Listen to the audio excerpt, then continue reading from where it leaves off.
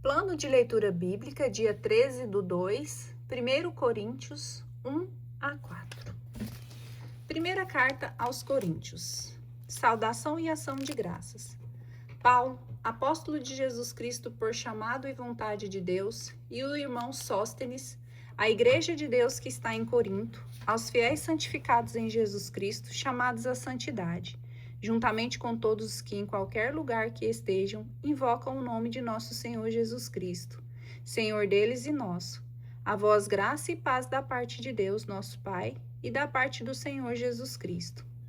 Não cesso de agradecer a Deus por vós, pela graça divina que vos foi dada em Jesus Cristo.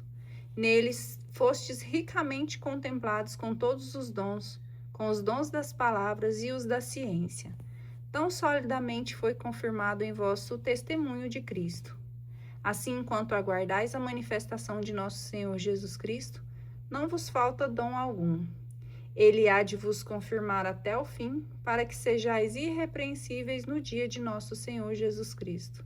Fiel é Deus, por quem fostes chamados à comunhão de seu Filho Jesus Cristo, nosso Senhor. Divisões na comunidade. Dissensão a respeito dos pregadores.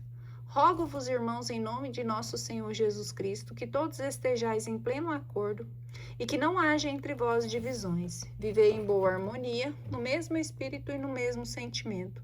Pois acerca de vós, irmãos meus, fui informado pelos que são da casa de Cloé, que há contendas entre vós. Refiro-me ao fato de entre vós se usar esta linguagem. Eu sou discípulo de Paulo, eu de Apolo e de Cefas, eu de Cristo. Então estaria Cristo dividido? É Paulo quem foi crucificado por vós. É em nome de Paulo que fostes batizados? Graças a Deus não batizei nenhum de vós, à exceção de Crispo e Gaio. Assim ninguém poderá dizer que fostes batizados em meu nome. Aliás, batizei também a família de Estéfanas. Além destes, não me consta ter batizado ninguém mais. Cristo não me enviou para batizar, mas para pregar o Evangelho. E isso sem recorrer à habilidade da arte da oratória, para que não se desvirtue a cruz de Cristo. Sabedoria do mundo e loucura da cruz. A linguagem da cruz é loucura para os que se perdem, mas para os que foram salvos, para nós é uma força divina. Está escrito: destruirei a sabedoria dos sábios e anularei a prudência dos prudentes. Onde está o sábio? Onde o erudito? Onde o argumentador deste mundo? Acaso não declarou Deus por loucura a sabedoria deste mundo? Já que o mundo com sua sabedoria não reconheceu a Deus na sabedoria divina? Aprove a Deus salvar os que creem pela loucura de sua mensagem. Os judeus pedem milagres, os gregos reclamam a sabedoria, mas nós pregamos Cristo crucificado, escândalo para os judeus e loucura para os pagãos. Mas para os eleitos, quer judeus, quer gregos, força de Deus e sabedoria de Deus, pois a loucura de Deus é mais sábia do que os homens, e a fraqueza de Deus é mais forte do que os homens. Vede, irmãos, o vosso grupo de eleitos não é entre vós muitos sábios, humanamente falando, nem muitos poderosos, nem muitos nobres. O que é estulto no mundo, Deus o escolheu para confundir os sábios, e o que é fraco no mundo, Deus o escolheu para confundir os fortes. E o que é vil e desprezível no mundo, Deus escolheu também como também aquelas coisas que nada são, para destruir as que são. Assim nenhuma criatura se vangloriará diante de Deus. É por sua graça que estais em Jesus Cristo, que da parte de Deus se tornou para nós sabedoria, justiça, santificação e redenção, para que, como está escrito, quem se gloria, glorie-se no Senhor. Sabedoria superior. Também eu, quando fui ter convosco, irmãos, não fui com o prestígio da eloquência, nem da sabedoria, anunciar-vos o testemunho de Deus. Julguei não dever saber coisa alguma entre vós, senão Jesus Cristo, e Jesus Cristo crucificado. Eu me apresentei em vosso meio, num estado de fraqueza, e de desassossego e de temor. A minha palavra e a minha pregação longe estavam da eloquência persuasiva da sabedoria. Eram antes uma demonstração do Espírito e do poder divino, para que a vossa fé não se baseasse na sabedoria dos homens, mas no poder de Deus. Entretanto, o que pregamos entre os perfeitos é uma sabedoria, porém não a sabedoria deste mundo, nem a dos grandes deste mundo, que são, aos olhos daquela, desqualificados. Pregamos a sabedoria de Deus, misteriosa e secreta, que Deus predeterminou antes de existir o tempo, para a nossa glória, sabedoria que nenhuma autoridade deste mundo conheceu, pois se a houvessem conhecido, não teriam crucificado o Senhor da glória. É como está escrito, coisas que os olhos não viram, nem os ouvidos ouviram, nem o coração humano imaginou. Tais são os bens que Deus tem preparado para aqueles que o amam. Sabedoria revelada.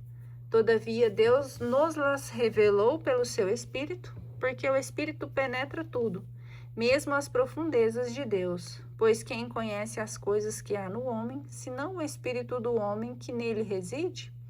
Assim também as coisas de Deus, ninguém as conhece, senão o Espírito de Deus. Ora, nós não recebemos o Espírito do mundo, mas sim o Espírito que vem de Deus, que nos dá a conhecer as graças que Deus nos prodigalizou, e que pregamos numa linguagem que nos foi ensinada, não pela sabedoria humana, mas pelo Espírito que exprime as coisas espirituais em termos espirituais. Mas o homem natural não aceita as coisas do Espírito de Deus, pois para ele são loucuras, nem as pode compreender, porque é pelo Espírito que se devem ponderar. O homem espiritual, ao contrário, julga todas as coisas e não é julgado por ninguém. Por quem conheceu o pensamento do Senhor, se abalançará a instruí-lo? Nós, porém, temos o pensamento de Cristo. Verdadeira causa das dissensões. A vós, irmãos, não vos pude falar como a homens espirituais, mas como a carnais, como a criancinhas em Cristo. Eu vos dei leite a beber e não alimento sólido que ainda não podíeis suportar, nem ainda agora o podeis, porque ainda sois carnais. Com efeito, enquanto houver entre vós ciúmes e contendas, não será porque sois carnais e procedeis de um modo totalmente humano? Quando entre vós um diz, eu sou de Paulo, e outro, eu sou de Apolo, não é isso um modo de pensar totalmente humano? Pois quem é Apolo e quem é Paulo? Simples servos, por cujo intermédio abraçastes a fé, e isso conforme a medida que o Senhor repartiu a cada um deles. Eu plantei, Apolo regou, mas Deus é quem fez crescer. Assim, nem o que planta é alguma coisa, nem o que rega, mas só Deus que faz crescer. O que planta ou o que rega são iguais. Cada um receberá a sua recompensa segundo o seu trabalho. Nós somos operários com Deus, vós, o campo de Deus, o edifício de Deus. Segundo a graça que Deus me deu como sábio arquiteto, lancei o fundamento, mas outro edifica sobre ele. Quanto ao fundamento, ninguém pode pôr outro diverso daquele que já foi posto, Jesus Cristo. Agora, se alguém edifica sobre este fundamento com ouro ou com prata, ou com pedras preciosas, com madeira ou com feno, ou com palha, a obra de cada um aparecerá. O dia do julgamento irá demonstrá-lo. Será descoberto pelo fogo. O fogo provará o que vale o trabalho de cada um. Se a construção resistir, o construtor receberá a recompensa. Se pegar fogo, arcará com os danos. Ele será salvo, porém passando de alguma maneira através do fogo. Não sabeis que sois o templo de Deus e que o Espírito de Deus habita em vós? Se alguém destruir o templo de Deus, Deus o destruirá, porque o templo de Deus é sagrado, e isso sois vós. Ninguém se engane a si mesmo. Se alguém dentre vós se julga sábio à maneira deste mundo, faça-se louco para tornar-se sábio, porque a sabedoria deste mundo é loucura diante de Deus. Pois diz a Escritura, ele apanhará os sábios na sua própria astúcia. E em outro lugar o Senhor conhece os pensamentos dos sábios, e ele sabe que são vãos. Portanto, ninguém põe a sua glória nos homens. Tudo é vosso. Paulo, Apolo, Cefas, o mundo, a vida, a morte, o presente, o futuro, tudo é vosso. mas vós sois de Cristo, e Cristo é de Deus. Ministros de Cristo. Que os homens nos considerem, pois, como simples operários de Cristo e administradores dos mistérios de Deus. Ora, o que se exige dos administradores é que sejam fiéis. A mim pouco se me dá ser julgado por vós ou por tribunal humano, pois nem eu me julgo a mim mesmo. De nada me acusa a consciência, contudo, nem por isso sou justificado.